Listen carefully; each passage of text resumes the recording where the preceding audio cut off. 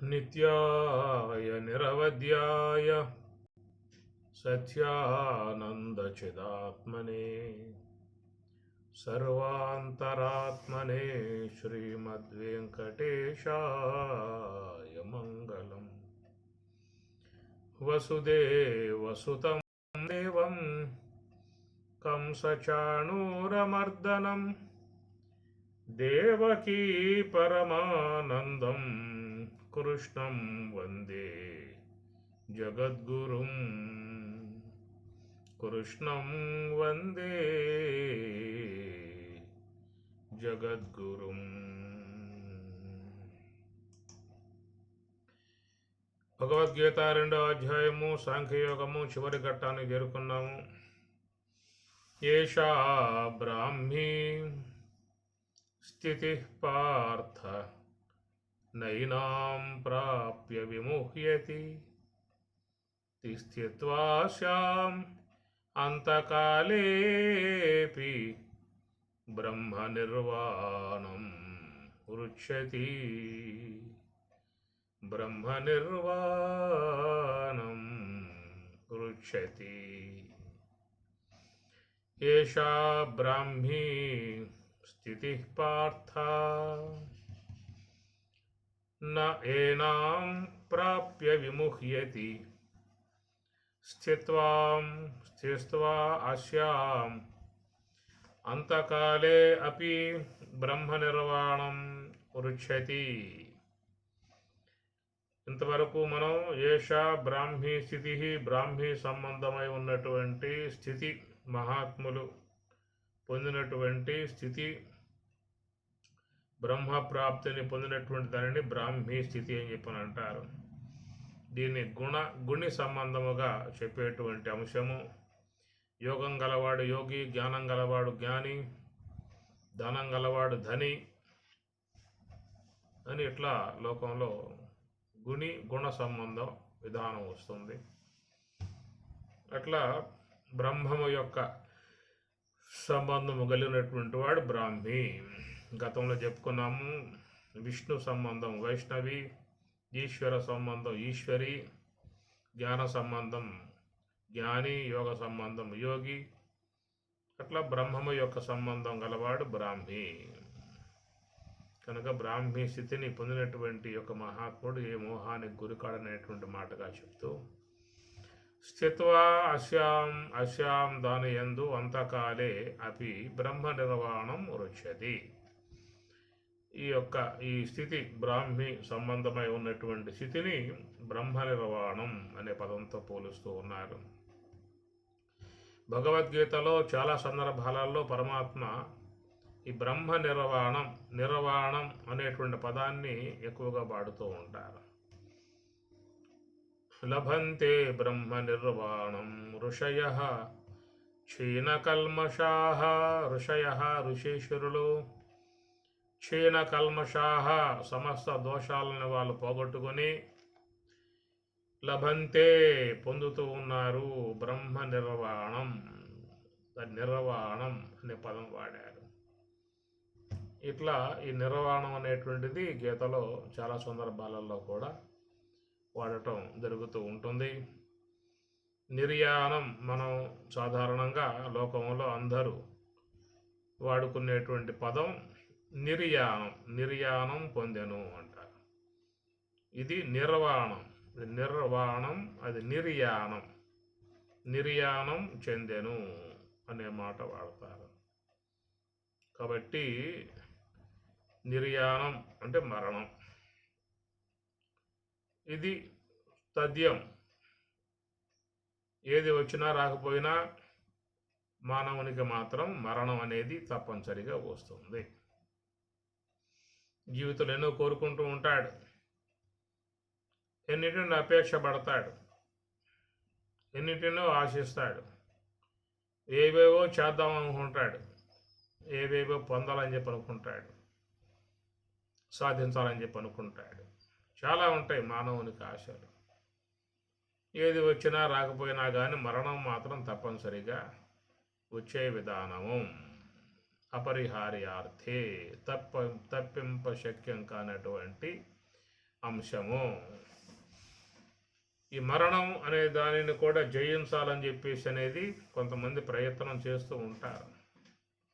మరణాన్ని కొంత వాయిదా వేసుకుందాము అనేటువంటిదిగా కూడా చూస్తూ ఉంటారు. మానవుడు జీవితంలో రెండింటిని కోరుకోడు. ఒకటి వృద్ధాప్యం, రెండవది మరణం. ఈ రెండు అపేక్షణీయమైనటువంటి వస్తువులు కావు. అందువల్ల మీకు చూస్తే హిరణ్యకశిపుడు బ్రహ్మదేవుల వారి ప్రత్యక్షమైనప్పుడు ఆయన వరం కోరుకుంటాడు, తపస్సు చేయడానికి ముందు కూర్చుంటాడు. ఏమిటా కోరికలు అని చెప్పానంటే అజరామర భావంబును త్రిగజద్ రాజ్యంబు అని భాగవతం చెబుతూ ఉంటుంది. అజరామర భావం, వాడు ఎందుకు తపస్సులో కూర్చున్నాడు అని చెప్పానంటే అజరామర భావం. అజర అంటే జర అంటే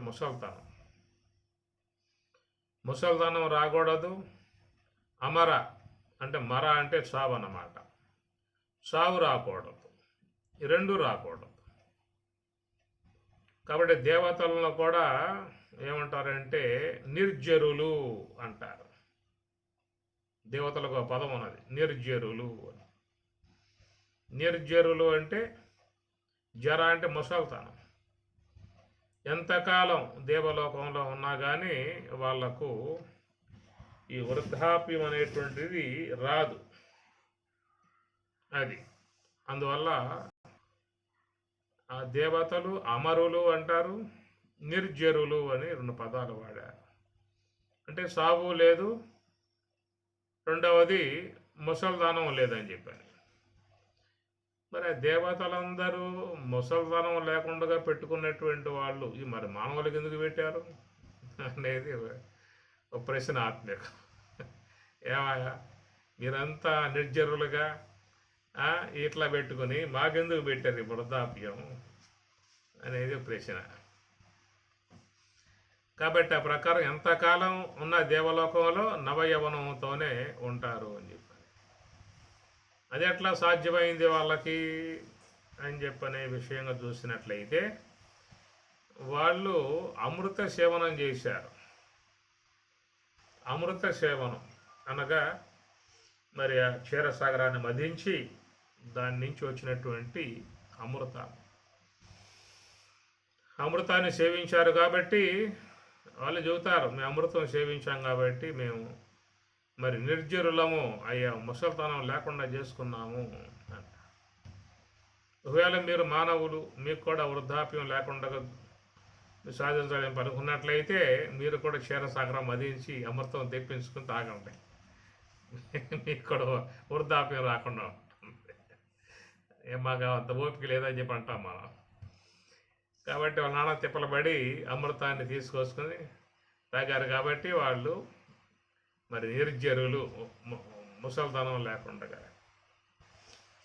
ఆ రెండింటిని సాధించడానికే కదా హిరణ్యకశిపుడు తపస్సులో కూర్చున్నాడు. అజరామర భావంబును త్రిగజద్రాజ్యంబు అన్నాయి.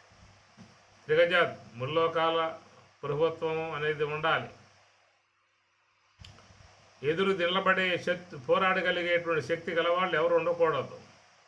ప్రధానంగా అజరామర భావం అనగా ముసల్తనం రాకూడదు, మరణం రాకూడదు అనేటువంటి భావనతో వాడు తపస్సు చేసిన విధానము. ఇవి లోకంలో అందరూ అపేక్షణీయమై ఉన్నటువంటివి. ఎవరైనా ఈనాడు కొంచెం మెడిసిన్ ముందు కనిపెట్టి ఎవరికైనా వృద్ధాప్యం వచ్చిన వాళ్ళు ఉంటే రండి, మేము మెడిసిన్ ఇస్తాము, మీ వృద్ధాప్యం పోతుంది, తిరిగి మళ్ళీ నవయవనంలోకి వచ్చేస్తారు అని కనుక ముందు కనిపెట్టగలిగితే ఎంతమంది క్యూలో నుంచుంటారు. అది ఎప్పుడు వస్తుందో తెలియదు. ఆ మెడిసిన్ వస్తే మాత్రం బ్రహ్మాండమైన వ్యాపారం, కోట్లు సంపాదించుకోవచ్చు. దాన్ని సంపాదించడానికి హిరణ్యకశిపుడు నానా తిప్పలపడ్డాడు, తపస్సు చేశాడు. ఆ విధంగా తపస్సు మెచ్చుకుని బ్రహ్మదేవుడు ప్రత్యక్షమయ్యాడు, వరం కోరుకోమన్నాడు. ఆ వరంలో కూడా ఆయన గారు కోరుకున్నాడు, అయ్యా నా యొక్క అపేక్ష ఇది, అజరామర భావం, ముసల్తనం రాకూడదు, సాగు రాకూడదు, అనేది కోరుకుంటాడు. సావు రాకుండా ఉండాలంటే సాధ్యమై పని కాదయ్యా. సృష్టి యొక్క నియమం అది, ఎవరు తప్పించే అవకాశాలు లేవు. ఆ నియమం అందరూ పాటించాల్సింది. సావు లేకుండా ఎవరు ఉంటారు? ఎవరిచ్చే అవకాశం ఉంటుంది? అసలు నాకే లేదు, నేను ఒకప్పుడు పోవాల్సిందే. కాబట్టి సాగు లేకుండా ఇచ్చే అవకాశం లేదని చెప్పని అన్నాడు. ఒకవేళ వృద్ధాప్యం రాకుండా ఉండాలని చెప్పనంటే ఏదన్నా కాస్త అవకాశాలు ఉన్నాయేమో కానీ సాగు లేకుండా చేయాలని చెప్పనంటే మాత్రం అవకాశాలు దాదాపుగా లేవు అని చెప్పేశాడు. దానికి ప్రతిగా మరొక వరం కోరుకోమని చెప్పని కూడా చెప్పాడు బ్రహ్మదేవుడు. ఇంకెట్లా అబ్బా అని చెప్పి ఆలోచన చేశాడు. చావు ఉండకూడదు మనకి, ఏదో పుట్టాం, విషయంలోకి వచ్చాం, ఎందుకు మళ్ళా పోవటం, మళ్ళా రావటం, వచ్చాం అయిపోయింది కదా, ఎట్లా ఉంటే పోతుంది, ఉండేది కూడా నవయవనంగానే ఉంటే ఇక ఇబ్బంది లేదు, జీవితం కాలం అంతా కూడా హాయిగా హ్యాపీగా ఆనందంగా బతకవచ్చు అనేటువంటి ఒక భావన హిరణ్యకశిపుడికే ఉన్నదా ఈ భావన? ఎవరికి లేదా? అవకాశం దొరకాలే కానీ అందరికీ దాదాపుగా వృద్ధాప్యం రాకూడదు, చావు రాకూడదు. నవయవనంతో 1000 ఏళ్ళని పెట్టి మమ్మల్ని హాయిగా జీవిస్తాం. ఎందుకంటే 1000 ఏళ్ళు సరిపోను వనరులు దాదాపుగా సంపాదించి పెట్టుకున్నారు అందరూ కూడా. చిన్న చితక అందరూ నానా కష్టాలు పడి 1000 ఏళ్ళ కాలం పడి బతికినా కానీ తరగని ఆస్తులు పెట్టుకుని ఉన్నారు. అలాగా కనుక ఎవరికైనా ఆస్తులు మీకు బాగా ఉన్నాయా, మీకు ఇబ్బంది లేదు కదా, 1000 ఏళ్ళు జీవించినా మీకు ఎలాంటి ఇబ్బంది రాదు కదా, ఇవన్నీ వనరులు ఉన్నాయా అని చెప్పని అడిగితే ఉన్నాయండి అని చెప్పని కనుక చెప్పగలిగితే తదాస్తు, మీరు కోరుకున్నట్లుగానే మీకు వృద్ధాప్యం రాదు, మీకు చావు రాదు, 1000 ఏళ్ళు అట్లాగే అని చెప్పనే మాటగా చెప్పగలిగితే నిజంగా దేవతని లోకంలో ఎంతమంది పూజ చేస్తారు, ఎన్ని గుళ్ళు కడతారు, ఎంత ఆరాధన చేస్తారు, అది వాళ్ళకి దేవత రావాలి ముఖ్యంగా. కాబట్టి ఈ ప్రకారంగా మానవుడికి లోపల ఉన్నటువంటి ఆశలు ఇవన్నీ నెరవేరాలని చెప్పనంటే సాధ్యం కానటువంటి యొక్క అంశాలు చేరి ఉన్నాయి. పుష్కలంగా మానవుడు సంపాదించుకుంటున్నాడు, బాగా జీవించాలనేటువంటి అపేక్షలు కూడా బాగా ఉన్నాయి. అందుచేత ఈ రెండు కూడా మనం చూస్తూ ఉంటాం శాస్త్రాలలో. ఇప్పటికి కూడా చాలామంది అమెరికా లాంటి ప్రాంతాలకు పోయి అనేకటువంటి పరీక్షలు చేయించుకొని అనేక మెడిసిన్లు వాడుకొని రక్త మార్పులు చేసుకొని ఇంకేవేవో కొన్ని చేసుకొని ఇంకా కొంచెం బాగా ఎక్కువ కాలం బతకాలి, ఎక్కువగా ఆరోగ్యంగా బతకాలి అనేటువంటి విధానంగా కూడా ఎంతోమంది ప్రయత్నం చేసేటువంటి విధానమే.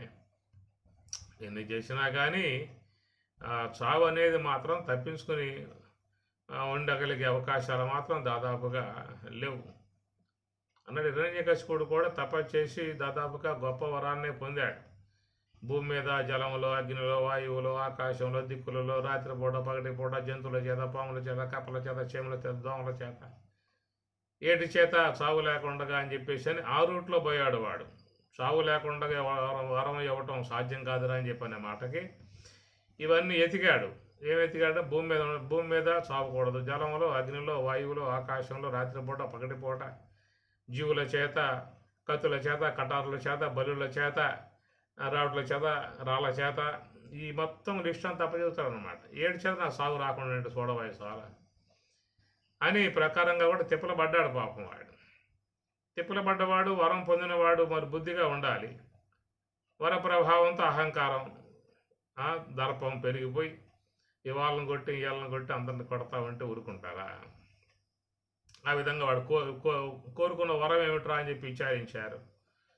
అవి విచారించినటువంటి దాంట్లో సందులు ఉంటాయి ఎక్కడెక్కడ. వాడు ఎంత వరం కోరుకున్నా కానీ దాంట్లో ఎక్కడ కొంత సావకాశాలు ఉంటాయన్నమాట. ఏం కోరాడే వరం వాడు? రాత్రిపూట సావకూడదు, పగటిపూట సావకూడదు అట్లానా? మరి ఇంకోటి సంధ్యా సమయం, అవును స్వామి అది ఇచ్చాడు, అడగలేదని చెప్పి అన్నారు. అది నన్ను నోటు చేసుకున్నాడు. ఇంకా వరం కోరారు ఆయన బతికున్నటువంటి వాళ్ళతో, ప్రాణం గల వాడితో, ప్రాణం లేని వాడితో సావు లేకుండా వాడు కోరుకున్నాడండి అని చెప్పి అన్నారు. అట్లనా? సరే, దానికోసం పాయింట్ చూశాడు. సావు లేక ప్రాణం ఉన్నవి, ప్రాణం లేనివి, మధ్యలో ఉన్నాయి ఏమున్నాయి అని చెప్పానంటే అవి నఖములు అవి చూసుకున్నాడు, మరో పాయింట్ టిక్ కొట్టుకున్నాడు. ఇట్లా ఎవరికుండే ఆలోచనలు వాళ్ళే అన్నమాట. కాబట్టి సృష్టి నడవాలంటే వచ్చేవాళ్ళు రావాలి, పోయేవాళ్ళు పోవాలి. ఇది సృష్టి యొక్క విధానం. ప్రవాహంగా ఉన్నప్పుడే నది శుద్ధంగా ఉంటుంది. అట్లా పాతైపోయి కొత్తవి వస్తూ ఉంటాయి. ఈ సృష్టి యొక్క విధానము. నిన్నటి పూలు రాలిపోయాయి, ఇప్పుడు కొత్తగా పూలు వస్తాయి. మొన్నటి ఆకులు రాలిపోయాయి, మన కొత్తగా చిగురులు వస్తాయి. అంతకుముందు చెట్లు పడిపోయాయి, మన కొత్త చెట్లు మొలుస్తూ ఉంటాయి. ఈ ప్రకారంగా విశ్వమంతా కూడా పరిణామశీలముగా నడిచేటువంటి విధానములో మరి మానవుడు ఇది అపేక్ష పడ్డప్పటికీ కూడా అది నెరవేరే అవకాశాలు మాత్రం సృష్టిపరంగా లేవు. అట్లా కనుక అవకాశాలు ఇచ్చినట్లయితే విశ్వంలో ఏదో ఇబ్బందులు ఎదురయ్యే పరిస్థితి ఏర్పడుతుందన్నమాట. దానికి ఈ యొక్క వచ్చినటువంటి జీవుడు మరి దేహం సాలించి ఈ లోకం నుంచి నిష్క్రమించి వెళ్ళిపోవాలి. వెళ్ళిపోయేటువంటి విధానంగా ఏ యొక్క అంశం ఉన్నదో దానిని నిర్యాణం అనేదిగా పదాలు వాడారు. కాబట్టి లోకంలో దాదాపుగా అందరికీ కూడా నిర్యాణం అనేది మాత్రం ఉంది, కానీ నిర్వాణం అనేది మాత్రం ఇది ప్రత్యేకంగా ఉన్నటువంటి ఒక అంశం. ఈ పదం మీకు దాదాపుగా ఉపనిషత్తులలో ఎక్కడో కూడా ఉన్నట్లుగా దాఖలాలు కనపడవు. భగవంతుడు భగవద్గీతలో కొన్ని కొత్త నూతన పదాలు కూడా మనకి ప్రయోగాత్మకముగా చేసిన విధానం. స్థితప్రజ్ఞుడు అనే పదం కూడా మీకు ఉపనిషత్తులు ఎక్కడ తగలదు. ఈ ప్రకారంగా భగవద్గీతలో కొంచెం మార్పులు చేర్పులు కూడా జరిగాయి అన్నమాట. యజ్ఞాల గురించి కూడా మీకు వేదములలో చెప్పిన యజ్ఞాలు కాకుండా భగవద్గీత 4వ అధ్యాయంలో యజ్ఞముల యొక్క అంశమును గురించి ఆయన గారు మరి ఆత్మ సంయమ యోగాగుణం అంటే అది ఒక యజ్ఞము, ప్రాణాపానములు సంయమనం చేయటం ఒక యజ్ఞం అని చెప్పేసి అని, ఇంద్రియముల యందు ఇంద్రియ విషయాలను హోమం చేయటం ఒక యజ్ఞం అని చెప్పేసి అని, అంటే తపోయజ్ఞం అని, తపోయజ్ఞం, దానయజ్ఞం, క్రియాయజ్ఞం, ఇట్లా కొత్త వరవడిగా స్వామివారు యజ్ఞానికి కూడా కొంచెం మెరుగులు దిద్ది కొత్త నూతన విధానాలుగా ఇచ్చినటువంటి ప్రత్యేకత ఉన్నది భగవద్గీతలో. అట్లాగా ఇక్కడ మరి మరణ సంబంధమై ఉన్నటువంటి అంశములో ఆయన నిర్వాణం అనేటువంటి పదం, కొత్త పదాన్ని స్వామివారు తీసుకొచ్చినటువంటి అంశం అన్నమాట. ఎందుకంటే లోకంలో అందరికీ నిర్యాణం అనేది సాధారణంగా వాడుకుంటూ ఉంటారు. నిర్యాణం చెందను జననము, నిర్యాణం అనేది సాధారణంగా చూస్తూ ఉంటాం. దానికి ప్రతిగా స్వామివారు నిర్వాణం అనేటువంటిది ఇక్కడ తీసుకొచ్చారు. లభంతే బ్రహ్మ నిర్వాణం, లభంతే బ్రహ్మ నిర్వాణం, అది బ్రహ్మము యొక్క సంబంధమైన దానిని నిర్వాణం అనే పదంగా చెప్పుకొచ్చారు. ఈ నిర్యాణానికి నిర్వాణానికి ఉన్నటువంటి వ్యత్యాసాలు చూసినట్లయితే, నిర్వాణము అనేటువంటి దాంట్లో, నిర్యాణము అనే దాంట్లో ఈ కర్మ అనేది పరిసమాప్తి అవుతుంది. నిర్వాణము అనే దాంట్లో కూడా కర్మ అనేది పరిసమాప్తి అవుతుంది, 2 చోట్ల అవుతుంది అన్నమాట. అయితే తేడా ఏమిటంటే నిర్యాణం సామాన్య మానవులు జీవనకాలం అంతా కూడా ఈ లోకము యొక్క సంబంధ వ్యవహారాలలో పూర్తిగా మునిగిపోయి సంసార సంబంధమై ఉన్నటువంటి జీవన విధానాలు చేసుకుంటూ ఈ భోగభాగ్యాలని చక్కగా ఆస్వాదిస్తూ ఉన్నటువంటి కాలమానములో మానవుడు ఈ భౌతిక సంబంధమై ఉన్నటువంటి జీవనాన్ని చేస్తాడు. ఆ తర్వాత ఎప్పుడైతే మరి అతని కర్మ అనేటువంటిది పూర్తయిపోతుందో, ఆ సంచిత కర్మ నుంచి ఏ కర్మ ప్రారబ్ధముగా పట్టుకోసుకుంటాడో, తెచ్చుకున్నటువంటి ప్రారబ్ధాన్ని దాదాపుగా పూర్తి చేసుకుంటాడు ఈ జన్మలో. అనేక సుఖ దుఃఖాలతో, భోగభాగ్యాలతో, ఐశ్వర్యాలతో, వినోదాలతో, విషయ సంబంధ లాలసత్వాలతో ఈ వచ్చిన జీవితం దాదాపుగా ఆయనకి అయిపోతుంది. కాబట్టి కర్మ పరిసమాప్తి అని చెప్పినంటే ప్రారబ్ధం భోగతో నశ్యేత్. ఆ వచ్చినటువంటి ఆ ప్రారబ్ధ కర్మ అనేటువంటిది అయిపోతుంది. కానీ అవ్వకుండా ఉండేది ఏంటంటే లోపల సంచిత కర్మ, సూక్ష్మ దేహములో పడి ఉన్న కర్మ మాత్రం అట్లాగే ఉంటుంది. స్థూల దేహ పరిధిలో మాత్రం ఉన్నటువంటి కర్మ అదైపోతుంది అన్నమాట. ప్రారంధం అనేటువంటిది అయిపోతుంది. ఆ ప్రారంధం అనే కర్మ స్థూల దేహాన్ని పట్టి ఉంచే విధానం. ఈ పార్థివ దేహాన్ని పట్టి ఉంచే కర్మ ప్రారంధ కర్మ. అది కాస్త క్షయించిందా అని చెప్పనంటే ఆ పూటతో ఈ స్థూల దేహం అనేటువంటిది తన ప్రయాణం కొనసాగుతుంది. ఈ దేహం ఉండదే వాళ్ళకి. ప్రారంధం అయిపోయింది అంటే దేహం ఉండదు. దీన్ని ఏమన్నారంటే కర్మ పరిసమాప్తి అని అర్థం. కర్మ పరిసమాప్తి కనుక వాని యొక్క అనుభోక్తవ్యంలో తెచ్చుకున్నటువంటి ఈ ప్రారంధ కర్మ అనేటువంటిదంతా కూడా అయిపోయిందన్నమాట. మరి ప్రారంధం అనేది అయిపోయినట్లయితే నువ్వు తెచ్చుకో, సూక్ష్మ దేహంలో ఉంది కదా నీకు ఇంకా సంచిత కర్మ, ఇంకా డ్రా చేసుకో, స్థూల దేహంలో పెట్టుకో, అట్లాగే వాడుకోవచ్చు కదా అని చెప్పానంటే అక్కడ బ్యాంకుల్లో ఆ సౌకర్యం పెట్టల స్వాంగారు. ఇక్కడైతే మనకు ఉంది. ఒకవేళ మీకు స్టేట్ బ్యాంకులో డబ్బు అయిపోతే మీకున్న సిండికేట్ బ్యాంకు నుంచి మన స్టేట్ బ్యాంకు మార్చుకోవచ్చు. ఈ సౌలభ్యం ఇక్కడ ఉంది తప్ప నీకు సూక్ష్మ దేహం ఉన్నటువంటి యొక్క సంచిత కర్మ అనే ద్రవ్యం నుంచి కొంత తీసుకుని మళ్ళా ఇంకో స్థూల దేహాన్ని కొనసాగించుకుంటానికి గల అవకాశాలు అది ఇంకా మనకు భగవంతుడు ఏర్పాటు చేసిన విధానం లేదు. ఎంత కర్మతో దేహాన్ని తెచ్చుకున్నావో అంత కర్మకాల పర్యంతం ఈ దేహంతో ఉండి ఈ విశ్వం యొక్క జీవన కాలాన్ని నడుపుకునే అవకాశాలు ఉన్నాయి. ఎప్పుడైతే ప్రారంభం అయిపోయిందో మళ్ళీ ఈ దేహం అనేటువంటిది వెళ్ళిపోతుంది. అంతే, ఇక దేహం ఉండదు. దేహం వెళ్ళిపోతుంది, కానీ మిగతావన్నీ ఉంటాయి. అనగా సూక్ష్మదేహము, సూక్ష్మదేహ సంబంధ జ్ఞానేంద్రియాలు, కర్మేంద్రియాలు, అంతరేంద్రియాలు, కర్మవాసనలు, కారణదేహము, మహాకారణము, ఉన్నటువంటి జీవత్వము, ఇంకా సూక్ష్మదేహంలో చేరుకున్నటువంటి కామ క్రోధాది గుణములు, సంచిదాది కర్మలు, మొత్తం ఏది కూడా నీకు మళ్ళా దానివల్ల లోపం వచ్చే అవకాశం లేదు. ఒక ప్రారంధం అనేటువంటిది అయిపోవటంతో స్థూలదేహం మాత్రమే అది ప్రయాణం కొనసాగించి వెళ్ళిపోతుందే కానీ మిగతా అవన్నీ కూడా అట్లాగే ఉంటాయి అనేటువంటి మాట. ఈ ప్రకారంగా ఈ కర్మ ప్రారంధం యొక్క సంబంధ కర్మ అది దాని యొక్క విధానం నుంచి ఏ యొక్క మానవ దేహం వచ్చిందో ఆ మానవ దేహంలో మరి సుఖము, దుఃఖము, లాభము, నష్టము, జయము, అపజయము, వేదనలు ఇవన్నీ కూడా వచ్చి పడతా ఉంటాయి. ఎప్పుడు మనం కోరుకునేయం కాదు కదా. ఎవడు కోరుకుంటాడు నాకు కష్టాలు రావాలని చెప్పేసి, నాకు ఇబ్బందులు రావాలి, నాకు కష్టాలు రావాలి, నాకు దుఃఖాలు రావాలి, బాధలు రావాలి అని ఎవరైనా అపేక్షించే విధానం ఉంటుందా? కనుక అపేక్షించే విధానం కాదు, అయినా వచ్చి పడుతున్నాయిగా. వస్తున్నాయి అని చెప్పినంటే కర్మలో భాగంగా అవి వచ్చి పడతా ఉంటాయి. వాటిని జీవుడు మరి అనుభవించాల్సిన పరిస్థితి ఉన్నది. కాబట్టి ఎవరికి చెప్పుకునే అవకాశాలు ఏమి ఉండవు.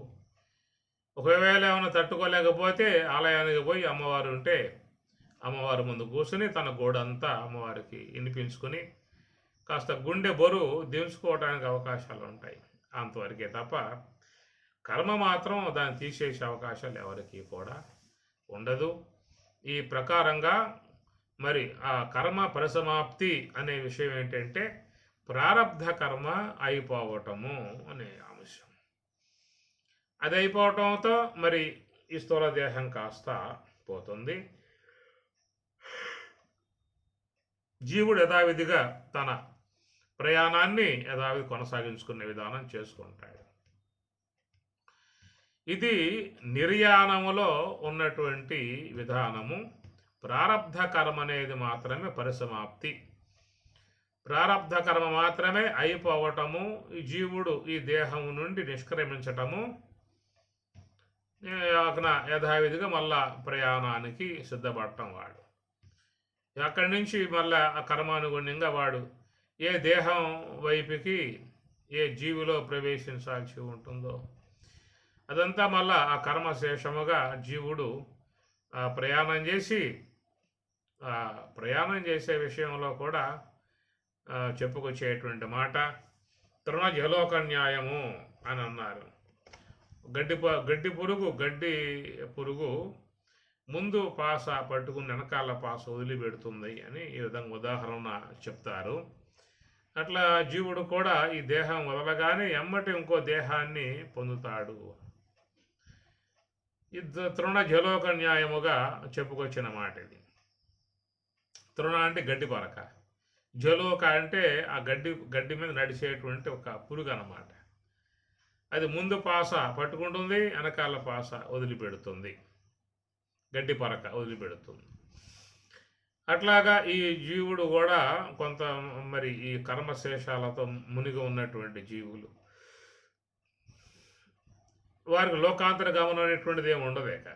ఇక్కడే ఈ విషయంలోనే ఒక దేహం నుంచి ఇంకో దేహం వైపుకి, ఇంకో దేహం వైపుకి ఇట్లా పరంపరగా దేహాలు ధరిస్తూ పోతూ ఉండేటువంటి విధానంగా మరి కొంతమంది జీవులు ఉండేటువంటి పరిస్థితి.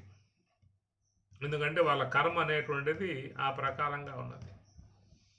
కర్తురాజ్ఞయా ప్రాప్యతే ఫలం కర్మ కిం పరం కర్మ తజ్జడం. కర్తురాజ్ఞయా ప్రాప్యతే ఫలం. ఏ యొక్క మరి కర్మను ఆచరించుకుంటూ ఉంటాడో కర్మానుగుణ్యముగా వానికి ఈశ్వరుడు ఫలితాలను ప్రసాదింపజేస్తూ ఉంటాడని చెప్పని రమణ భగవానుల వారి ప్రభుపదేశం. ఆ ప్రకారంగా మరి ఆ వచ్చిన సంచిత ప్రారంభ కర్మ అనేది ఈ దేహం వరకు మాత్రమే పరిమితమై ఉంటుందని చెప్పేసి అని, ఆ విధంగా స్థూల దేహ సంబంధమై ఉన్న కర్మ పరిసమాప్తి అయినా కానీ లోన సూక్ష్మ దేహంలో చేరి ఉన్న కర్మ మాత్రం అది ఎక్కడికి పోయేది లేదు. సూక్ష్మ దేహంలో కర్మ పాదు, దాంట్లో మరి అనేక జన్మలుగా పడి ఉన్నటువంటి కర్మ, దాన్ని సంచిత కర్మ అనే పేరు పెట్టారు. కాబట్టి ఇక్కడ పరిసమాప్తి, కర్మ పరిసమాప్తి అనేది ఏంటంటే సాధారణ జీవితాన్ని జీవించేవాళ్ళు, భౌతిక జీవితాన్ని జీవించేటువంటి వాళ్ళు ఎవరైతే ఉన్నారో మానవులు, జీవులు, అవన్నీ కూడా ఈ ప్రారబ్ధ కర్మానుగుణ్యముగా నడిచేటువంటి విధానము అని. లోన సూక్ష్మ దేహములో చేరి ఉన్నటువంటి కర్మ అది మాత్రం మరి ఎలాంటి చెడిపోయే విధానంగా లేదు. అది మాత్రం ప్రతి జీవుని యొక్క దేహం, సూక్ష్మ దేహంలో మాత్రం ఆ కర్మ భద్రపరపబడి ఉన్నది. దాని భద్రత ఉంది. సూక్ష్మ దేహంలో ఉన్న కర్మకు భద్రత ఉన్నది. దానికి వినాశం అనేటువంటిది లేదు. ఎన్ని దేహాలు పొందినా కానీ, ప్రారబ్ధానుగుణ్యముగా దేహాలు వచ్చినా కానీ, లోన ఉన్నటువంటి యొక్క సూక్ష్మ దేహం ఆయా జన్మలలో సంపాదించేటువంటి కర్మ భాగాలని ఇంకా బాగా తనలో నిక్షిప్తం చేసుకుంటూ ఆ కర్మను పెంపొందింపజేసుకుంటూ ఉంటుంది. ఎట్లయితే మన వాళ్ళు ఒక మరి ఖర్చులు పెట్టే విధానంలో ఎంత పొదుపుగా వాడుకుంటారో, కనుక పోయే ఆదాయం కంటే ఇంకా వచ్చే ఆదాయాన్ని ఇంకెక్కువ శాతంగా జాగ్రత్త పడి సమకూర్చుకునేది మనం లోకంలో చూస్తూ ఉంటాం. దాదాపుగా చాలామంది తమకయ్యే ఖర్చుల కంటే వచ్చే రాబడే ఎక్కువగా వాళ్ళు చూసుకుంటూ ఉంటారు. గృహస్థులుగా ఉన్నవాళ్ళు ఇది నియమం పెట్టుకోవాలి. పోయేదానికంటే వచ్చేది ఎక్కువగా ఉంటూ ఉండాలి. ఎందుకంటే రాబోయే ఖర్చులు ఉంటాయి, ఇంటి ఖర్చులు ఉంటాయి, పిల్లల ఖర్చులు ఉంటాయి, చదువులు ఉంటాయి, పెళ్ళిళ్ళు ఉంటాయి, పేరంటాలు ఉంటాయి, ఇవన్నీ ఉంటాయి. కాబట్టి వాటిని దృష్టిలో పెట్టుకుని యజమానులు పోయేదానికంటే వచ్చేదాన్ని అధిక శాతంలో వాళ్ళు సమకూర్చుకునే విధానం చేసుకుంటూ ఉంటారు. అలాగే చూసినట్లయితే మరి మనకి పోయేటువంటి ప్రారంధ కర్మ కంటే వచ్చేటువంటి యొక్క ఆగామి కర్మ ఇంకా అధిక శాతంలో లోపల వచ్చి పడుతూ ఉన్నది. కాబట్టి సూక్ష్మ దేహంలో పడుతున్నటువంటి కర్మను మాత్రం దాన్ని ఎవరో కూడా ఆపగలిగే శక్తి ఎవరికీ లేదు. సూక్ష్మ దేహంలో పడకుండా నేను ఏదైనా కర్మలు చేసుకుంటాను అనేదిగా భావించినా కూడా అది సాధ్యపడేటువంటి యొక్క అవకాశము లేదు. ఎందుకంటే మనస్సులో అన్నీ కూడా చేరిపోతూ ఉన్నాయి. ఆ కర్మలన్నీ కూడా, పుణ్య పాపములన్నిటువంటివన్నీ కూడా సూక్ష్మ దేహంలో చేరిపోయి అది ఇంకా బాగా కర్మ విధానంలో బలపడుతూ ఉన్నది సూక్ష్మ దేహం. అయితే ఇక్కడ మనకి బ్రహ్మ నిర్వాణం అనే పదం స్వామివారు ఎందుకు వాడారని చెప్పాను అంటే, అక్కడ మహాత్ములు చేస్తున్న పని ఏంటంటే, స్థూల దేహం యొక్క సంబంధమై ఉన్న కర్మ అయిపోవటానికి పూర్వమే సూక్ష్మ దేహంలో చేరి ఉన్న కర్మను వాళ్ళు పరిసమాప్తి చేసుకునేటువంటి మార్గములో వాళ్ళు నిమగ్నమై ఉన్నారు. అది దానికి అనుగుణ్యముగా చెప్పిన మాటలే పరమాత్మ భగవద్గీతలో జ్ఞానాగ్ని ద్వారా కర్మలు దగ్ధం చేయి అని చెప్పనే మాట చెప్పుకొస్తూ ఉన్నాడు. బ్రహ్మాగ్నవు బ్రహ్మణాహుతం. రాబోయేటువంటి స్థూల దేహ సంబంధమై ఉన్నటువంటి యొక్క దేహాలు రావటానికి కర్మ అయితే సహకారిగా ఉన్నదో అది సూక్ష్మ దేహంలో చేరి ఉన్నది. కనుక సూక్ష్మ దేహంలో చేరి ఉన్న కర్మ అనేది అది ఉన్నంత వరకు నీకు ఈ ప్రారంధ కర్మగా పరిణమించే విధానం ఉంటుంది. దాని కారణంగా నీకు ఈ దేహాలు అనేటువంటివి ప్రాప్తించే విధానం ఉంటుంది. ఇంత మనం చెప్పుకున్నట్లుగా తృణజలోక న్యాయము అన్నాం కదా. గడ్డి పరకల మధ్యలో సంచరించేటువంటి పురుగు ఆ గడ్డి పరకను పట్టుకుని వెనకాల వదిలిపెట్టినట్లుగా ఈ కర్మ కనుక వాళ్ళకు బాగా ఘనీభవించి ఉన్నట్లయితే, కొంచెం హీన కర్మగా ఉన్నట్లయితే, ఉత్తమలోక గతులు అనేటువంటివి లేకుండగా ఈ భూమి మీదే ఇక వాడు సంచరించే విధానము అది అనేక జీవులు ఏవైతే ఉన్నాయో ఆయా దేహాలలో ప్రయాణం చేసేటువంటి విధానం. ఇట్లాగా అనేక దేహాలకు దేహ ప్రాప్తములకు అనుగుణ్యముగా ఉన్నటువంటి కర్మ సూక్ష్మదేహంలో పడి ఉన్నది. కనుక సూక్ష్మదేహములో ఉన్న కర్మ అనేటువంటి యొక్క భాగాన్ని ఎవరికి వారు తొలగించుకోవాల్సి ఉంటుంది. అది ఎవరో వస్తారు, ఏదో చేస్తారు, తొలగిస్తారు, నశింపజేస్తారు అనేటువంటి యొక్క ఆశలు మాత్రం ఎవరు పెట్టుకునే అవకాశాలు లేవు.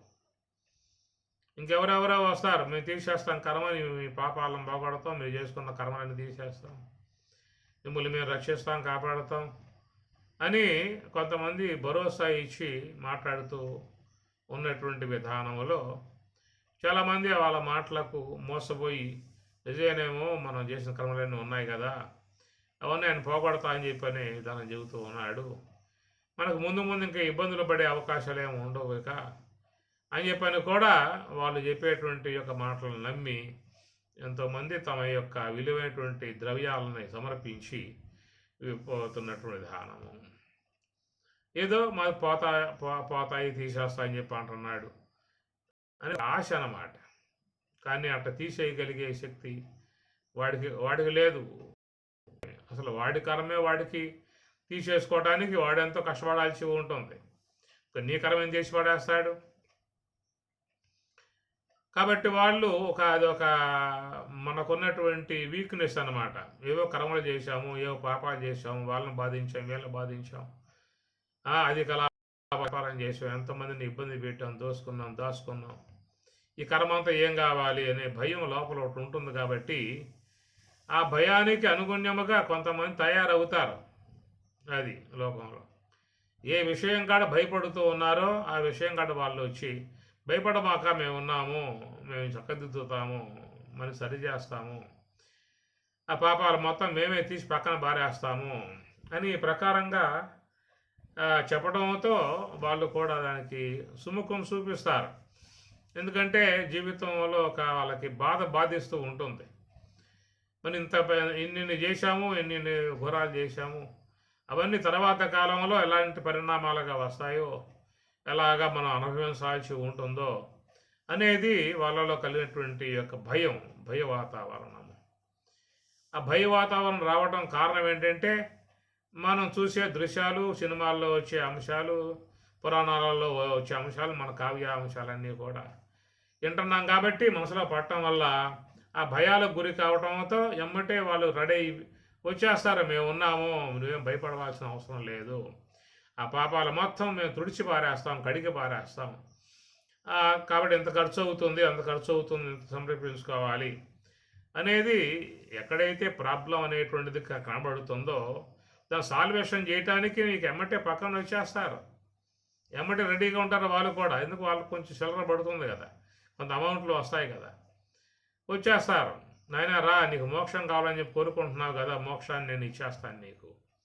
శక్తిపాతం చేసి నీకు మోక్షాన్ని ఇచ్చేస్తాను. ఎందుకంటే ఆనాటి కాలంలో పరమహంసల వారు వివేకానంద స్వామికి ఇలాగే శక్తిపాతం చేసి ఆయనకు మోక్షాన్ని ప్రసాదించాడు. ఆ ప్రకారంగా మరి ఈనాడు నేను ఉన్నాను. మీకు అందరికీ కూడా మోక్షం నేనే ప్రసాదిస్తాను, శక్తిపాతం చేస్తాను అని చెప్పనే విధానాలుగా చెప్పినప్పుడు మరి ఆశపడి పోయి ధనాన్నిచ్చి నగలిచ్చి అనేకం ఇచ్చి కనుక వాళ్ళకి శక్తిపాతం చేసి నీకు ఈ కర్మ నీకు ఇవ్వడంతో పోయిందిక, నీకు మోక్షమే వచ్చేస్తుంది అని చెప్పడంతో ఇక ఆ మాటలు పూర్తిగా నమ్మేసేసి ఉండేటువంటి ధనాలుగా కూడా వస్తూ ఉంటుంది. ఎక్కడెక్కడ మనిషిలో కొంత వీక్నెస్, కొంత భయ వాతావరణం ఏర్పడుతుందో అక్కడక్కడే వీళ్ళంతా కూడా పుట్టుకొస్తారు. మేము ఉన్నాము, నువ్వు భయపడమాక, నీ పాపాలు పోగొట్టే వాళ్ళం మేము, నువ్వు చేసినట్టు దోషాలకి పరిష్కారం చూపించే వాళ్ళం మేము అని వచ్చేది లోకంలో ఈనాడు ఎంతగానో కొనసాగుతున్నది. అది పెద్ద వ్యాపారం అన్నమాట, కొనసాగే వ్యాపారం. ఈ ప్రకారంగా మరి కర్మ అనేటువంటి విషయంగా చూసినట్లయితే అది ఆ సూక్ష్మదేహంలో పడుతున్న కర్మ కాబట్టి సూక్ష్మదేహములో ఉన్న కర్మ ఒకటి, స్థూల దేహములో ఉన్నటువంటి కర్మ ఒకటి చెప్పుకున్నాము. స్థూల దేహములో ఉన్న కర్మ అనేటువంటిది మనమేం పోగొట్టుకోవాల్సిన అవసరం లేదు. అదే మెల్లమెల్లగా మొత్తం పోయి చివరికి ప్రసమాప్తి అయిపోతుంది. ఆ ప్రారంధం అయిపోయిందా అంటే ఆ ప్రమిదలో నూనె అయిపోతే అట్లా ఒత్తి ఆ దీపం అట్లా తగ్గి కరుడు గట్టి చివరికి ఆరిపోతుందో అట్లాగా మరి ఈ స్థూల దేహంలో పడ్డటువంటి ఈ కర్మ కూడా మెల్లమెల్లగా అయిపోవడంతో స్థూల దేహం కాస్త పోవటం జరుగుతుంది. కానీ ఏంటంటే సూక్ష్మ దేహం అనేది ఒకటి ఉన్నది కదా, స్థూల దేహం పోయినా కానీ పార్థివ దేహం పోయినా కానీ సూక్ష్మ దేహం అనేటువంటిది ఒకటి ఉన్నది. అందువల్ల ఆ సూక్ష్మ దేహంలో పడ్డ కర్మ అనేది మాత్రం అది పోదు. ఎవరు చేసిన కర్మ వారు అనుభవించగా ఎవరికైనా తప్పదన్నా అని చెప్పని కదా వారు చెప్పేటువంటి మాట. అందువల్ల సూక్ష్మ దేహంలో ఉన్నటువంటి దాన్ని అది తీసివేయాలని చెప్పనంటే దానికి ఒక యోగ మార్గమే చరణ్యము. ఒక యోగికి మాత్రమే సాధ్యమవుతుంది. అది యోగాగ్ని ద్వారా, జ్ఞానాగ్ని ద్వారా అని మన భగవద్గీత చెప్తున్నటువంటి మాట. యథైధాంసి సమిద్ధోగ్ని భస్మసాత్ కురుతేర్జున జ్ఞానాగ్ని సర్వకర్మాణి భస్మసాత్ కురుతే తదా. యదా ఏదాంసి బాగా మండేటువంటి యొక్క అగ్నిలో కట్టెలు వేసినట్లయితే అవన్నీ ఒకటి ఎట్లాగా బూడిదిగా చేయబడుతూ ఉన్నాయో అట్లా జ్ఞానాగ్ని దగ్ధకర్మాణం, జ్ఞానాగ్ని ద్వారా సర్వకర్మాన్ని భస్మసాత్, సమస్త కర్మలు కాల్చివేయవచ్చు అని మనకి స్వామివారు చెప్పేటువంటి మాట. ఇలాంటి మాటలు విన్నప్పుడు కొంచెం వాళ్ళ దిక్కుతోయిన పరిస్థితి ఈ ప్రారంధ కర్మ అనేది జీవితంలో భోగ విధానాలుగా సుఖ దుఃఖాలుగా పోతుందని చెప్పి అన్నారు. మరి ఆ సూక్ష్మ దేహంలో ఉన్నటువంటి యొక్క కర్మ అదంతా కూడా తీసివేసే అవకాశాలు లాంటివి ఉన్నాయి అనేటువంటి మాటగా తాత్వికులు చెప్పేటువంటి మాట. కాబట్టి వాళ్ళు అంతర్గతంగా ప్రయాణం చేసి పరమసత్యాలను గుర్తించారు వాళ్ళు. అందువల్ల సూక్ష్మ దేహంలో కర్మ అనేది ఉన్నంత కాలం ఈ దేహములు అనబడేటువంటివి మాత్రం తప్పదు అనేది మాత్రం ఒకటి ఉన్నది. సూక్ష్మ దేహములో కర్మ అనేటువంటిది ఉన్నంత వరకు స్థూల దేహములు అనబడేటువంటివి రాక తప్పదు. భూమిలో దుంప ఉన్నంత వరకు మొక్కలు రాక తప్పవు అనేది మన నియమం లోకంలో చూస్తూ ఉంటాం. ఆ భూమిలో దుంప ఉందా అంటే అది మళ్ళీ చిగురించి మొలకై వృక్షముగా వచ్చేస్తుంది. ఆ ప్రకారం మరి సూక్ష్మ దేహంలో కర్మ అనేది ఉన్నంత వరకు అది ఏదో రూపంగా తిరిగి మరలా ఈ పార్థివ దేహములు వచ్చి తెచ్చిపెట్టే విధానంగా ఆ సూక్ష్మ దేహంలో కర్మ అనేటువంటిది ఉన్నది. అది లేకుండా చేసుకోవాలని చెప్పేసి ఈ యోగులుగా ఉన్నవారు, జ్ఞానులుగా ఉన్నవాళ్ళు అందరి యొక్క ప్రయత్నం అదనమాట. ఎందుకు అంటే స్థూల దేహంలో ఉన్న కర్మ అది మనం తీసేయాల్సిన అవసరం లేదు. అది పోతుంది, ఏదో పూట నూనె అయిపోతుంది, ఒత్తి కురుడు గడుతుంది, ఆ దీపం కాస్త ఆరిపోతుంది. ప్రారబ్ధ కర్మ విషయం వరకు మాత్రం అందరికీ కూడా ఒక పూట ఆలస్యమైనా అటు ఇటు అయినప్పటికీ కూడా అది వెళ్ళిపోతుంది. కాబట్టి జీవుడు నిష్క్రమించాల్సి వస్తుంది.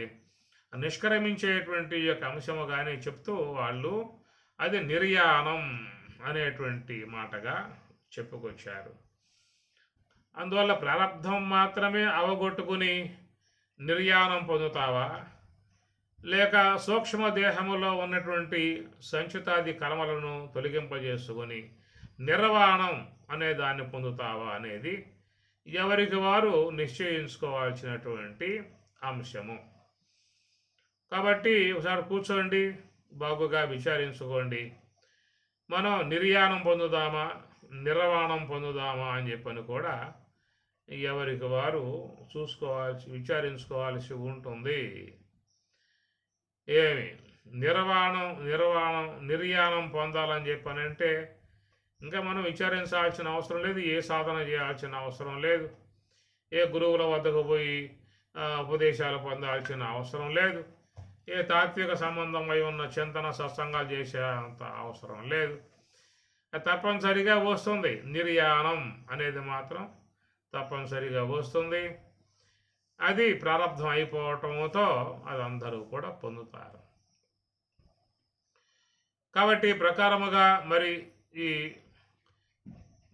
ప్రారబ్ధ కర్మ అనేటువంటి విషయముగా పొందే దాంట్లో నిర్యాణం పొందే విధానాలుగా లోకంలో అందరూ ఆ మార్గం వైపుకే ప్రయాణం చేస్తూ ఉన్నారు. నిర్యాణాన్ని పొందే విధాన మార్గానికే అందరూ ప్రయాణం చేస్తూనే ఉన్నారు. దానికి తగినటువంటి యొక్క పరిణామాలు కూడా దేహంలో ఏర్పడుతూ ఉన్నాయి. ఏ పూట కాబట్టి ప్రారబ్ధ కర్మ కూడా తరిగిపోతా ఉంది. ఏ పూట పూర్తిగా అయిపోయిందో ఆ పూటతో నీకు ఈ దేహం అనేటువంటిది పోతుంది. ఇట్లాగా పోవటం లోకంలో మనం చూస్తూ ఉన్నాం. ఆ చూసిన అంశాన్ని అందరూ కూడా బాహాటంగా ప్రకటన కూడా చేసుకుంటూ ఉన్నారు. అనేక చోట్ల కూడా వాల్ పోస్టర్లు అంటించి ఈ ఫలానా వ్యక్తి ఆకస్మిక మరణము, నిర్యాణం పొందెను అని మనం చూస్తూ ఉంటాం. బోర్డులు అక్కడక్కడ మీ గ్రామాల్లో చూస్తూ ఉంటే అక్కడ అంటించి ఉంటాయి. ఎందుకంటే తెలియాలి కదా ఫలానా వ్యక్తి ఉన్నాడు అని చెప్పి చాలామంది అనుకుంటూ ఉంటారు. అది పోయింది తెలియకపోతే ఇంకా ఉన్నాడని చెప్పనే విధానంగా కూడా వాళ్ళు భ్రమలో ఉండే అవకాశాలు ఉంటాయి. కాబట్టి ఆయన పోయాడు అనేటువంటి విషయం లోకానికి తెలియాలనేది, లేదా గ్రామం వరకైనా చుట్టుపక్కల ప్రాంతాల వరకైనా తెలియాలని చెప్పేసి అని వాళ్ళు అట్లా అంటేసినప్పుడు చూసినప్పుడు చాలామంది చూసి అరే వెళ్ళిపోయాడా, నిన్న మొన్న ఉన్నాడే వీడు, మొన్న కూడా నాతో మాట్లాడాడే అని ఇట్లా అనుకునే విధానాలు కూడా ఉంటాయి. ఫలానా వ్యక్తి వెళ్ళిపోయాడయా అని చెప్పుకునే పరిస్థితులు కూడా ఏర్పడుతూ ఉంటాయి. క్లారిటీ కోసం అన్నమాట. ఫలానా వ్యక్తి ఉన్నాడా అని పడిగితే ఎవరైనా కొత్త వాళ్ళు వచ్చి లేదయా నిన్న మొన్న వెళ్ళిపోయాడని గారు అని చెప్పుకునే పరిస్థితి కూడా ఏర్పడుతుంది. కాబట్టి అలాంటి జరిగినట్లయితే లోకానికి ఈనాడు ఎవరో కూడా సంకోచం లేకుండా తెలియజేసుకుంటూ ఉన్నారు. వాల్ పోస్టర్లు అంటిస్తూ ఉన్నారు. ఏమి కర్మక్రియలు రేపు జరగబోతూ ఉన్నాయి అని కూడా దాని మీద రాస్తూ ఉంటారు. ఇట్లాగా లోకానికి తెలియటానికి కొన్ని అంశాలు ఉంటాయి. తెలిస్తేనే దానికి అందరూ కూడా సర్దుబాటు చేసుకునే అవకాశాలు ఏర్పడతాయి అన్నమాట. ఇప్పుడు పెళ్ళి ఉన్నది, పలానా వధువుకి వరుడికి పెళ్ళి అనే విధానం ఉన్నప్పుడు దాన్ని బాహాటంగా పెద్ద పెద్ద వాల్ పోస్టర్లు అవన్నీ కూడా పెడతారు. వందల మంది వచ్చి ఆ పెళ్ళికి హాజరవుతారు. అందరూ సమయంలో ఇద్దరు కూడా కలిసిపోయే పరిస్థితి చేస్తారు. దాన్ని బట్టి ఏమిటంటే ఓహో పలానా వీళ్ళిద్దర దంపతుల అనేది ముద్రపడుతుంది సొసైటీలో. కనుక ఎవరైనా కానీ చూస్తే వీళ్ళందరూ జంటయా మొన్నే పెళ్ళి అయింది అనే భావనగా పోయే అవకాశం ఉంటుంది. అట్లాగా ఈ తెలియటానికి చాలామంది ఈ పదం వాడుతూ నిర్యాణం అనే పదం. కనుక నిర్యాణం అని చెప్పనంటే ప్రారంధకరం అయిపోతుంది, ఆ దేహాన్ని సాలించి వెళ్ళిపోయే పరిస్థితి ఏర్పడుతుంది. ఇది సాధారణంగా లోకంలో అందరికీ కూడా స్వాభావిక విధానాలుగా కొనసాగుతున్నటువంటి అంశం ఇది. కానీ మరొక కోణంలో ఇది ఈ యొక్క విధానాన్ని చూసి మహాత్ములు చెప్పిన మాట, అది నిర్యాణం కాదయా, అది నిర్వాణం అనే పదం వాడారు. మరి నిర్వాణానికి ఉన్నటువంటి యొక్క ప్రత్యేకతలు ఏమిటి అని చెప్పనంటే ఇంతలో చెప్పుకున్నట్లుగా మరి ఆ సూక్ష్మ దేహంలో చేరిపోయి ఉన్నటువంటి ఏ సంచిత కర్మ అనేటువంటిదిగా చెప్పుకుంటూ ఉన్నామో దాన్ని లేకుండా చేసుకునే ప్రయత్నంలో భాగమే మహాత్ములు తిప్పలబడుతున్న వ్యవహారం అది.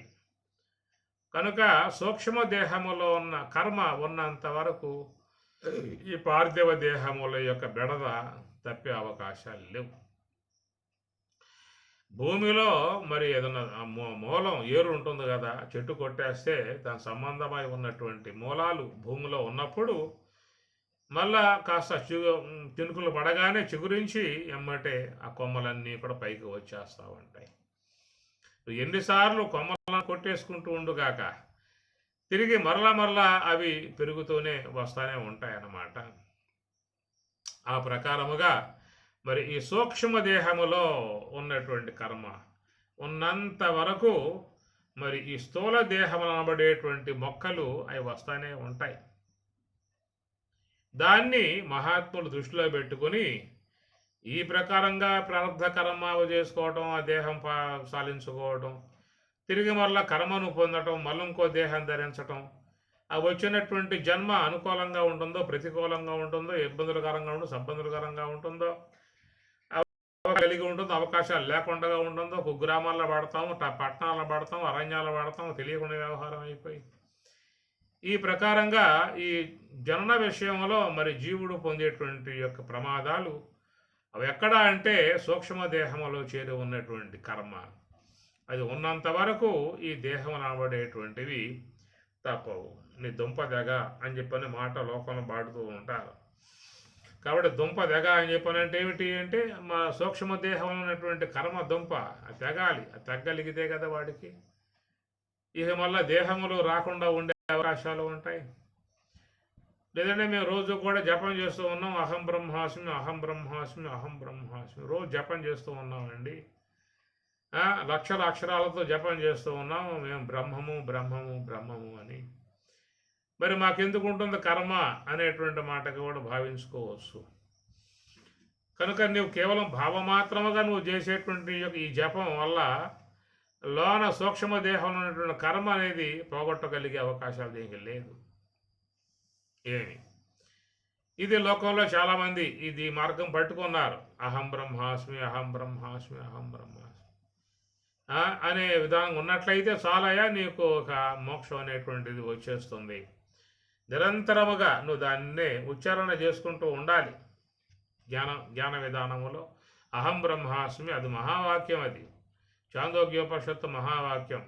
అహం బ్రహ్మాస్మి అని చెప్పని కనుక నువ్వు నిరంతరముగా చేస్తూ ఉన్నట్లయితే నీకు ఈ కర్మరాశి మొత్తం కూడా తొలగిపోయి నీకు బ్రహ్మ నిర్వాణం ప్రాప్తిస్తుంది అనే మాట కూడా వాడుతూ ఉంటారు. కనుక దాని విధానంలో కూడా చూసినట్లయితే అది కేవలం మాట మాత్రముగా ఉన్నటువంటి యొక్క దానివల్ల సూక్ష్మ దేహంలో పడి ఉన్న కర్మ పోయే అవకాశం లేదు. ఏమి అహం బ్రహ్మాస్మి అనేటువంటిది అది కేవలం అనుభవ వాక్యం, ఉపదేశ వాక్యంగా కాదు, అనుభవ వాక్యం. అది అనుభవ రూపకంగా పొందినటువంటిది. నువ్వు కేవలం దాన్ని ఉచ్చారణ చేస్తూ అహం బ్రహ్మాస్మి అనుకున్నంత మాత్రముతో నీకు సూక్ష్మ దేహములో పడ్డ కర్మలు నశించే అవకాశం మాత్రం లేదు. అహం బ్రహ్మాస్మి అనే మంత్ర జపం చేయడం వల్ల లోన ఉన్న కర్మవాసనలు పోయే విధానంగా కనుక ఉన్నట్లయితే ఇక భగవద్గీతలో స్వామి చెప్పినటువంటి యొక్క మార్గాలు నిరుపయోగం అయిపోతాయి. జ్ఞానాగ్ని ద్వారా కర్మలు కాల్చివేయాలని చెప్పి అన్నాడు. బ్రహ్మాగ్ని ద్వారా కాల్చివేయాలని చెప్పి అన్నాడు. యోగాగ్నిలో ఆత్మ సమయం యోగాగ్నో జుహ్వతి అనే ప్రకారంగా ఆయన గారు ఈ కర్మలు పూర్తిగా లేకుండా చేసుకుంటే విధానాన్ని గురించి స్వామివారు చెబుతున్నమాట. చాలా సందర్భాలలో ఆయన గారు ఈ కర్మవాసనలో పోవటానికి మార్గాలు ఒక జ్ఞానాగ్ని ద్వారా, యోగాగ్ని ద్వారా, బ్రహ్మాగ్ని ద్వారా అని ప్రకారంగా స్వామి చెబుతున్నటువంటి విధానము. దాని ద్వారా ఆ కర్మ లేకుండా చేసుకోవాలే తప్ప నువ్వు కేవలం పైకి ఏదో అహమస్మి అహం బ్రహ్మాస్మి ఏమన్నా మటవుగాక కానీ సూక్ష్మదేహాన్ని ఎట్లా పోతాయి? అది యోగము ద్వారా అన్నారు. యోగాగ్నౌ ఆత్మ సంయమ యోగా ఆత్మ అంటే మనస్సు, సంయమ అంటే సంయమనం చేయటం, ఆత్మ సంయమనం, మనో సంయమనం. దాని ద్వారా సాధించుకోవాల్సి ఉంటుంది. అలాంటి మార్గాలు స్వామివారి భక్తులకు చెబుతూ దాన్ని జ్ఞానాగ్ని అన్నాడు, యోగాగ్ని అన్నాడు, ఆత్మాగ్ని అన్నాడు, అనేక పదాలు పెట్టినా కానీ అగ్ని మాత్రం తప్పనిసరి అని చెప్పామాట. అది యోగాగ్నిగా అంటావో, ఆత్మాగ్నిగా అంటావో, బ్రహ్మాగ్నిగా అంటావో, ఏదన్నా కానీ కాక నీకు ఏదైనా సౌలభ్యం కదా పదం పెట్టుకో.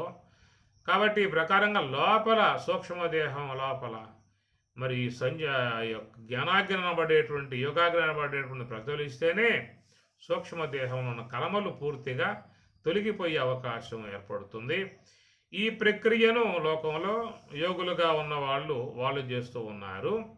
రెండవది, స్థూల దేహం యొక్క సంబంధమై ఉన్న ప్రారంధ కర్మను తొలగింపజేసుకునే విధానాలలో మరి సామాన్య పామరులుగా ఉన్నటువంటి వాళ్ళు చేస్తున్నటువంటి పని ఇది. లోకంలో మనం చూసినట్లయితే ఈ రెండు తెరగలు ఉన్నాయి.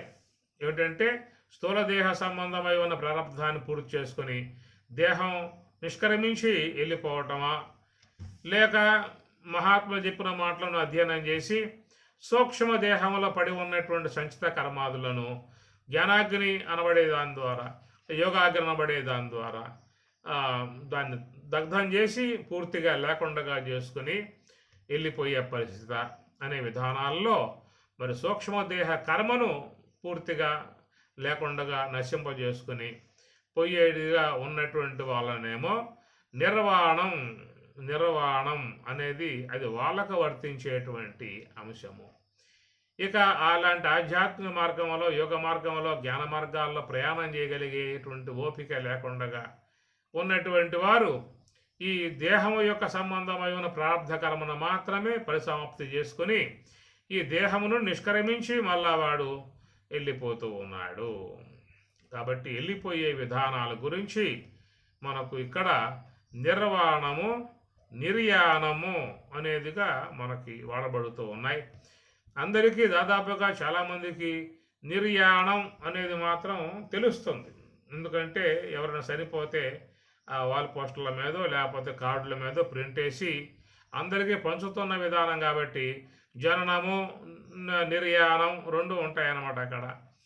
అందుచేత ఈ ప్రకారముగా ఈ నిర్యాణం అనేటువంటి అంశంలో అందరూ ఉన్నారే కానీ నిర్వాణం అనేటువంటి అంశంలో మాత్రం దాదాపుగా ఎవరో కూడా పోతున్నటువంటి అంశం లేదు. ఎందుకంటే లోన సూక్ష్మదేహంలో ఉన్న భాగాన్ని తీసేయాలి కదా. ఎందుకంటే నీకు దేహాలే దేని ద్వారా వస్తున్నాయి? సూక్ష్మదేహం ద్వారా వస్తూ ఉన్నాయి. కాబట్టి సూక్ష్మదేహము కర్మ ద్వారా స్థూల దేహాలు వచ్చినప్పుడు ఆ స్థూల దేహాలని ఈ సూక్ష్మదేహమే ధరిస్తుంది.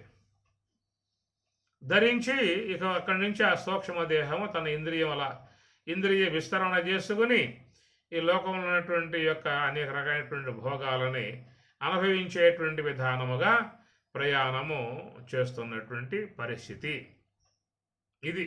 ప్రస్తుతం విశ్వంలో అందరి యందు కలిగి ఉన్నటువంటి అంశములే మనం చెప్పుకోవటము జరిగింది. నిర్వాణం అనేది ఒక కొత్త అంశము, కొత్త ప్రయోగం అన్నమాట. పరమాత్మ ఒక కొత్త ప్రయోగం చేశాడు.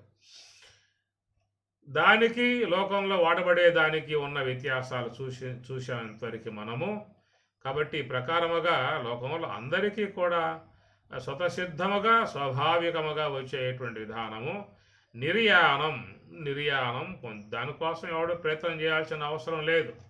నిర్యాణం కోసంగా ఎవడో కూడా ప్రయత్నం చేయాల్సిన అవసరం లేదు. 2 పూట్ల భోజనం చేస్తూ పడుకుంటూ ఉంటే చాలు. ఆ నిర్యాణం అనేది తప్పనిసరిగా వచ్చి కూర్చుంటుంది. కానీ నిర్వాణం, స్వామి చెప్పే నిర్వాణం అనేది రావాలని చెప్పనంటే అది ఎంతో ఒక ప్రయాస అంటారు. ప్రయత్నము ఈ భాగాలలో చేరి ఉన్నటువంటి విధానము. ఏదైనా నీ సూక్ష్మదేహంలో పడ్డ కర్మ నీవే తొలగింపజేసుకోవాలి. ఎవరో తొలగింపజేసే వాళ్ళు రారు. ఒకవేళ నీ ఇంటి ముందు చెత్త ఉంటే మున్సిపాలిటీ వాళ్ళు వచ్చి ఎత్తేసే అవకాశం ఉంటుందేమో. నీ ఇంట్లో చెత్త ఉన్నట్లయితే ఎవరు పనులు పెట్టుకుంటావు, తీసివేసుకుంటావు. ఆ సౌలభ్యాలు లోకంలో ఉండే విధానాలు ఉంటాయి. కానీ సూక్ష్మదేహంలో పడ్డటువంటి యొక్క నానా రకాలై ఉన్నటువంటి మాలిన్యాలు ఇవన్నీ ఎవరు తీసేస్తారు? ఎవరు వచ్చి క్లీన్ చేస్తారు? ఎవరైనా ఉన్నారా? పని వాళ్ళు ఉన్నారా? డబ్బులు ఇస్తాం క్లీన్ చేస్తారా సూక్ష్మదేహ గృహాన్ని అన్నట్లయితే అక్కడ దానికి ఎలాంటి సౌలభ్యాలు లేవు. ఎవరికి వారుగా మాత్రమే దాన్ని కొనసాగించుకోవాల్సి ఉంటుంది. కాబట్టి ఇక్కడ పరమాత్మ బ్రహ్మ నిర్వాణం అని అంటున్నారు. కాబట్టి నిర్వాణం అనేటువంటి ఒక పదప్రయోగం చాలా అందమైనటువంటి పదప్రయోగం. దాది ఎంతో సారస్వతం కలిగి ఉన్నటువంటి పదప్రయోగము. దాన్ని మనం అర్థం చేసుకోగలిగితే మనం స్థూల దేహం యొక్క సంబంధమై ఉన్న కర్మ పూర్తి చేసుకొని నిర్వాణాలు పొందుతూ ఉన్నామా, లేక సూక్ష్మ దేహంలో పడ్డ కర్మను తొలగింపజేసుకొని నిర్వాణాన్ని పొందుతూ ఉన్నామా, మనం ఏ మార్గం వైపు ప్రయాణం చేస్తున్నాం అనేటువంటి విషయం సుస్పష్టమయ్యే అవకాశం దీని ద్వారా ఉన్నది. ఓం సహనావతు సహనౌ భునక్తు సహ వీర్యం కరవావహై తేజస్వినావధీతమస్తు మా విషావహై. ఓం శాంతి ఓం శాంతి శాంతి శాంతి. హరి ఓం తత్సతు.